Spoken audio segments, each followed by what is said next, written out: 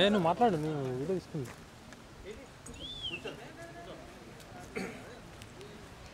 అనుకున్న ప్రోగ్రామ్ ప్రకారం నెక్స్ట్ మనం 2 నిమిషాలు మౌనం పాటిద్దాం.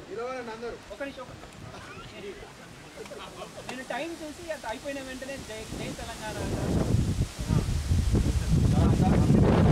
ప్రాణత్యాగానికి వాళ్ళకు తోడుగా మన సెల్ ఫోన్లు అన్నీ ఒక్కసారి కొద్దిగా సైలెంట్లో పెట్టుకుంటే వాళ్ళని గౌరవించినట్టు ఉంటుంది.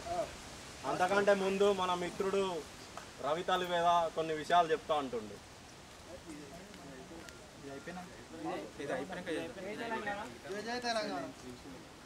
ఎక్కడో పుట్టి ఎక్కడో పెరిగి దేశం కానీ దేశంలో మనం అందరం ఇక్కడ కలుసుకున్నాం.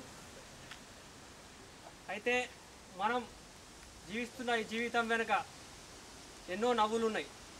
అట్లనే ఎక్కడో పుట్టి ఎక్కడో చదువుకున్న నా అన్న శ్రీకాంతాచారి, ఎక్కడో కానిస్టేబుల్ ఉద్యోగం చేసే కానిస్టేబుల్ కిష్టయ్య, మన బాబు కానిస్టేబుల్ కిష్టయ్య, నా అక్క శాంతకుమారి, ఎవరెవరో ప్రాణత్యాగాలు చేశారు. అయితే వాళ్ళ జీవితాల్లో మళ్ళీ నవ్వులు నింపాలంటే తెలంగాణ సాధించడం ఒకటే మార్గం. అయితే ఆ ఇంటి కష్టాలని మన కష్టాలుగా భావించి ఒక 2 నిమిషాలు వాళ్ళందరికీ శ్రద్ధాంజలి ఘటించి సాధిస్తాం, ఖచ్చితంగా సాధించి తీరుతాం.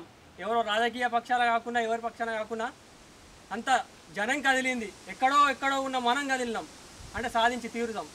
వాళ్ళ మరణం ఊరికే పోదు. వాళ్ళందరి కన్నీళ్ళు మన కన్నీళ్ళుగా భావించి 2 నిమిషాలు మౌనం పాటించవలసిందిగా అందరినీ కోరుతున్నాం.